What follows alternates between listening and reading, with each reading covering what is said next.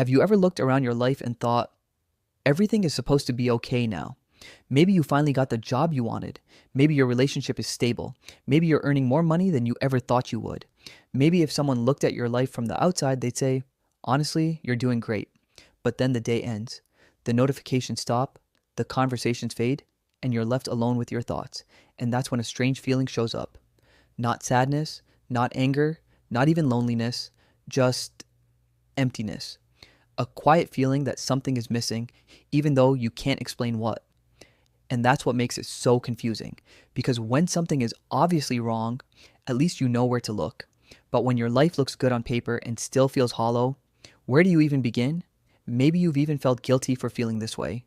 Maybe you've thought, people are dealing with real problems. I should be grateful. I have no reason to feel like this. So you push the feeling away, you distract yourself, you stay busy, but somehow it keeps coming back.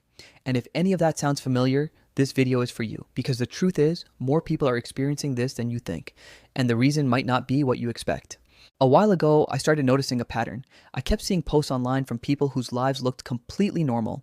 Good jobs, good relationships, good families, no major crisis, and yet they were asking questions like, why do I feel nothing?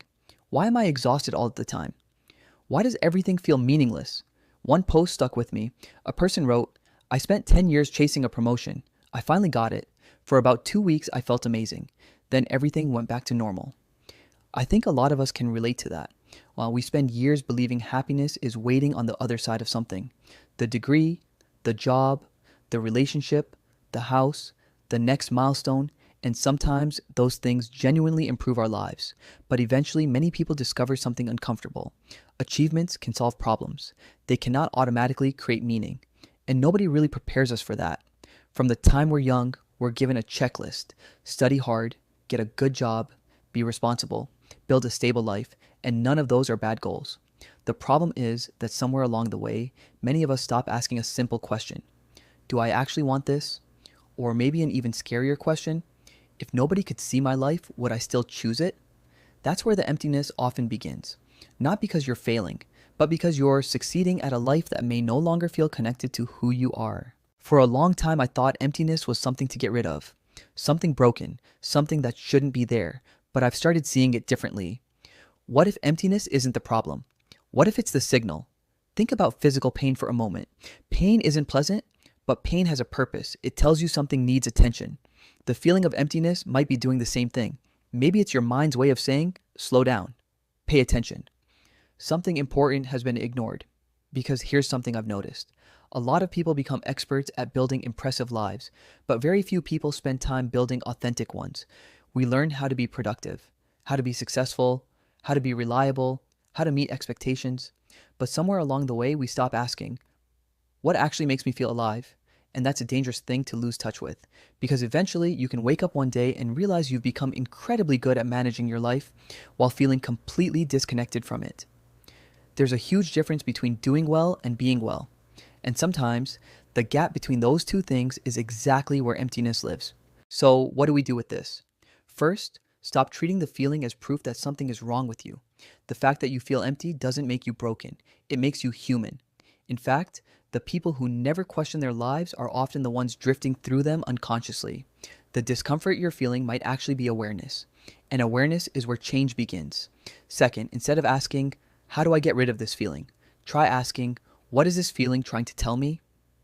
Maybe it's telling you that you've been living on autopilot. Maybe it's telling you that you've outgrown a version of yourself.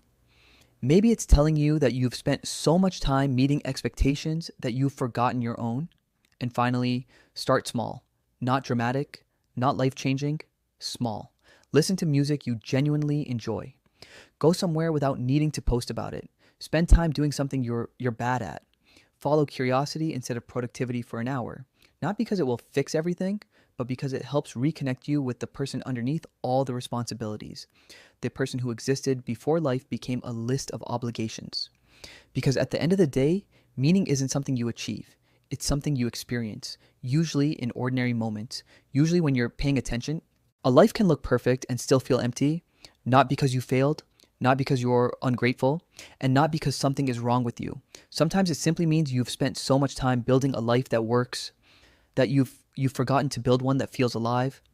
And maybe that's what this feeling is trying to show you.